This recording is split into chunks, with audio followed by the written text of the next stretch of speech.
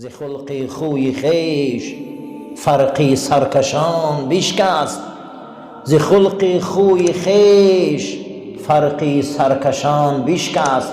خدا داده است آن شیرینی خوی محمد را. با واسطه اخلاق نیکش سری ابو جهل شکست، سری عاص بن وائل کعب بن اشرف شکست. با واسطه اخلاق نیکش هزارها جانورای وحشی را به اسلام آورد. با واسطه اخلاق نیکش دشمناش سرنگون کرد. خدا داده است آن شیرینی خوی محمد را. و اخلاق شیرینی او را خدا داده گیا. همه محراب عالم شد بنا از طاق ابرویش. تمام اهل خرد و اهل علم و زیبا و خوشرورش را میبینه. همه این میگه با واسطه یک طاق ابروی او زیب و زینت ندارند در دنیا. همه محراب عالم شد بنا از طاق ابرویش. همه روی آوریده طاق ابروی محمد را.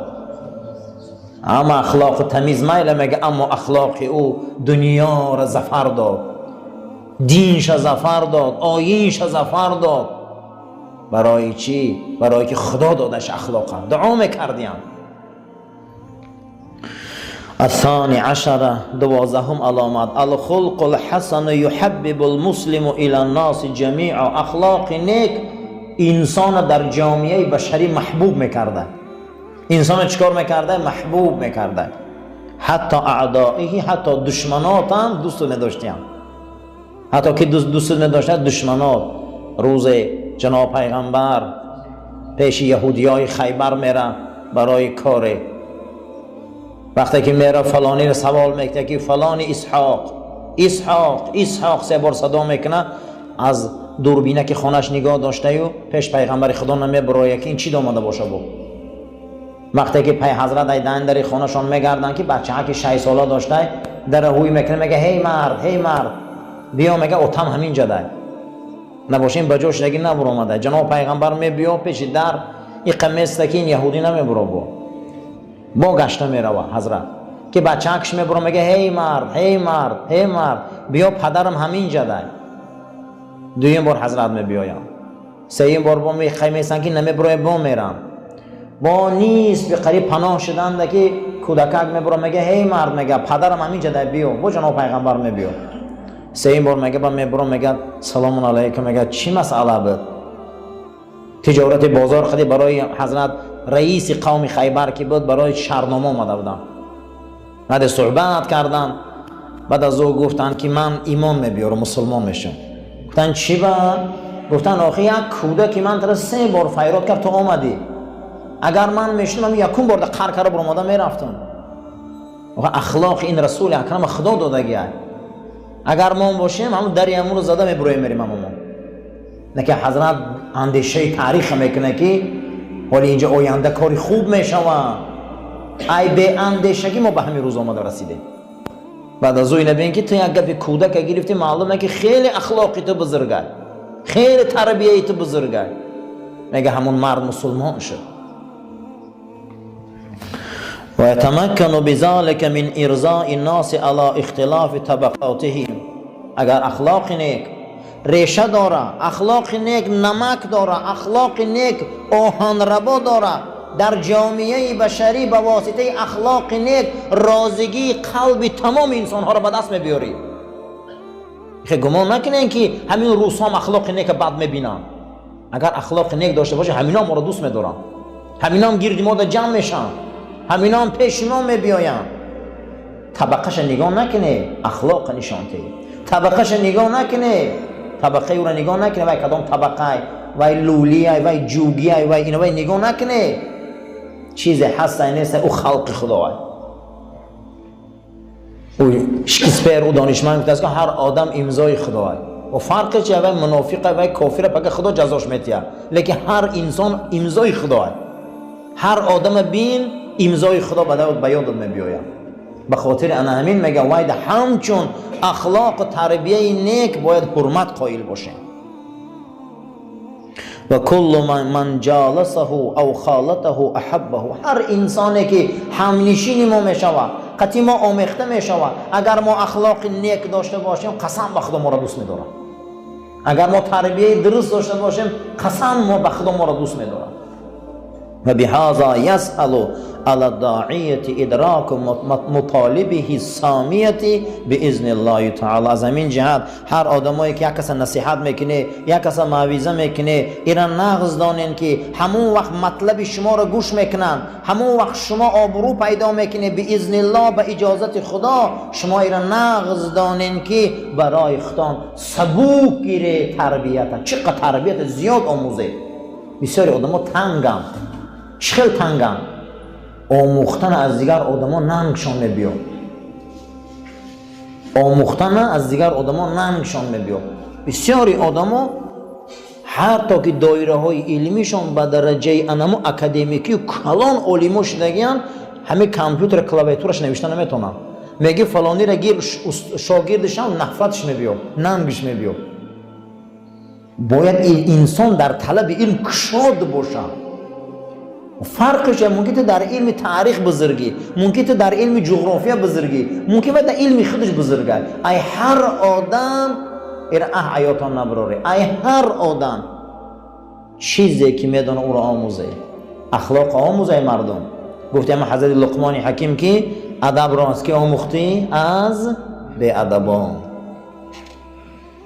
همیشه و همیشه اخلاق و تربیت چیزی مهمه.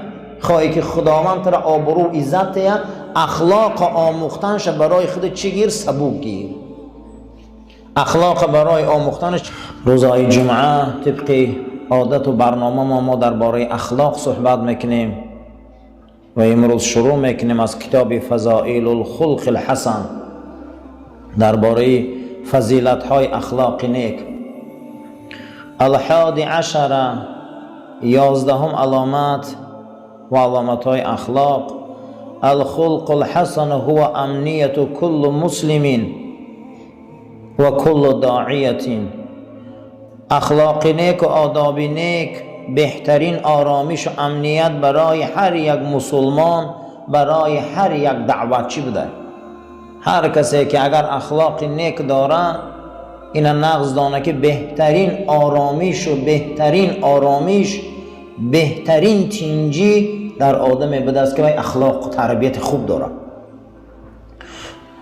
مخلص خاصتا خدا همین جدا کرده، لانه بذلك ینجو و یفوز و ینجح فی جمیع اموره الخاصه والعامه. انسان به سبب اخلاق نیک نجات میافته. آدم به سبب اخلاق نیک درجهش بلند میشده.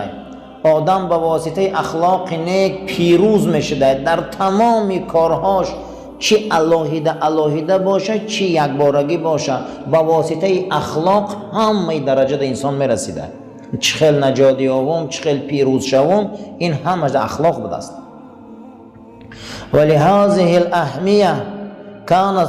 ولهذه اهمیتی کان صلی الله علیه و سلم یدعو ربه ان یهدیه للخلق الحسن. از همین جهت اهمیت کلان داره که پادشاه دو دنیا، نجات دهنده دو دنیا، محبوب خدا حضرت محمد مصطفی صلی الله علیه و سلم دعا کرده بوده، پروردگار ده که خدایا من هدایت کن به اخلاق نیک. پیغمبر ما الهی دعا کرده که بدستیان که خدایا من هدایت کن به سوی اخلاق نیک. فکان صلی الله علیه و سلم یقول فی استفتاحه لصلاة اللیل. پیغمبر نماز شب وقت سر میکردیان دعا میکردیان که وهدینی لاحسن الاخلاق. خدایا من پیش ای نماز تهجد سر کردن ای تو خواهش میکنم که من هدایت کن به سوی اخلاق نیک. لا یهدی لاحسنها الا انت. هیچ کس من به سوی اخلاق نیک آوردن نمیتونه غیر تو. هیچ کس من آوردن نمیتونه اخلاق نیک ده غیر تو. فقط تو من نمیبیاری به سوی اخلاق نیک. برادرها، تربیه و اخلاق نیک هم این جانب خدا بوده است. خدا آدم هدایت میکرده به سوی این. و کان یقول، پیغمبر خدا دعا میکردین اللهم کما احسنت خلقی فحسن خلقی. خدایا چخیلی که خلقی من خوشرو کردی، چشمای من بین، بینی من بین، گوشام بین، لب بین، دستا و پاهای من بین، این راست شدن و شیشتن و خیستن بین، ایره چقدر خوشرو خلق کردی. التجاد میکنن گوته رسول اکرم اخلاق من میخواه کن، چخیلی که اندامی من خوشرو کردی اخلاق من خوشرو کن. پروردگار آدم دا بسیار زیباگی ها، آدم کشپلش هم راحت های، شیشتنش هم راحت های، بازیش هم راحت های، خوابش هم راحت های. حتی که اگر دیگر جاندارها رنگ آدم شینن، رنگ آدم حرکت کنن نمیزیبه شونن، اما آدم دا میچی میزیبه. گوته چخیلی که خلق ما خوشرو کردی اخلاق ما خوشرو کن. ما هم دعا میکنیم پروردگار رو به حرمت نام رسول اکرم صلی الله علیه و سلم چه خیلی ما رو خوشرو خلق کردی، زیبا مان کردی، اخلاقای ما رو نیک کن. ما هم آدمای با تربیت شویم، آدمای با اخلاق شویم.